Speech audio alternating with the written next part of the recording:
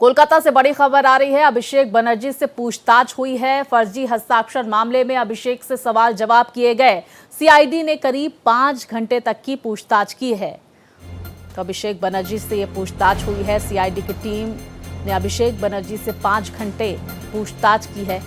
सवाल जवाब किया गया है फर्जी हस्ताक्षर के मामले में। देखिए, अभिषेक बनर्जी की तरफ से इस मामले में कोर्ट का भी रुख किया गया है।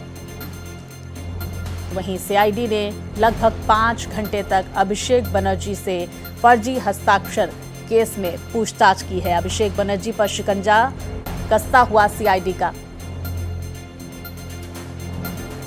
विस्तार से जानकारियों के साथ हिमांशु हमारे सहयोगी जुड़ गए हैं। हिमांशु, ये बड़ी जानकारी आ रही है कि लगभग 5 घंटे तक अभिषेक बनर्जी से सीआईडी की टीम ने फर्जी हस्ताक्षर के मामले में पूछताछ की है।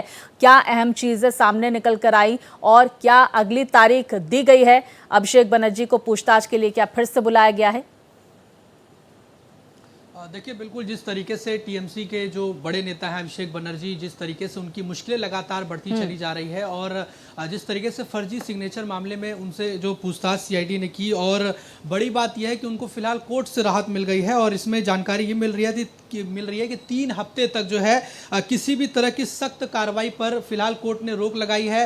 और कोर्ट की तरफ से ये कहा गया है कि अभिषेक बनर्जी जो है वो पहुंच तो गए थे। कल जो 5 घंटे पूछताछ हुई है उसमें कई सारी जानकारी जुटाई गई है। सीआईडी की तरफ से कई बातों को लेकर पूछा गया है, लेकिन कोर्ट ने यह भी कहा है कि सीआईडी जब भी पूछताछ के लिए अब जब अगली बार बुलाएगी तो कम से कम 24 घंटे पहले नोटिस देना पड़ेगा और उसके बाद ही वो पूछताछ कर सकती है। और मामले की देखिए अगली सुनवाई जो कोर्ट की तरफ से है वो 2 हफ्ते बाद होगी।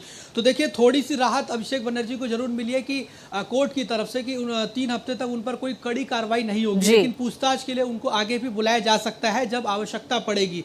लेकिन जिस तरीके से टीएमसी की बात करें, टीएमसी में जो फूट देखने को मिल रही है, बिल्कुल हिमांशु, ये बड़ी फूट। और देखिए, पहले हमने देखा कि किस तरह से सुखेंदु शेखर ने इस्तीफा दिया, फिर सुष्मिता देव जो ममता बनर्जी की बेहद करीबी थी उन्होंने इस्तीफा दिया, और बीते कल 2 और सांसदों की तरफ से इस्तीफा दिया गया है। और ये कहा जा रहा है कि लगभग 19 से 20 सांसदों की बाकायदा लिस्ट है जो इस्तीफा देने वाले हैं, टीएमसी से अलग होने वाले हैं, जिनमें से 4 राज्यसभा सांसदों ने इस्तीफा दे दिया है। तो क्या हर दिन इस्तीफों की झड़ी लगती हुई नजर आएगी? क्या टीएमसी में आज भी कुछ नेताओं का, कुछ सांसदों का इस्तीफा होने वाला है?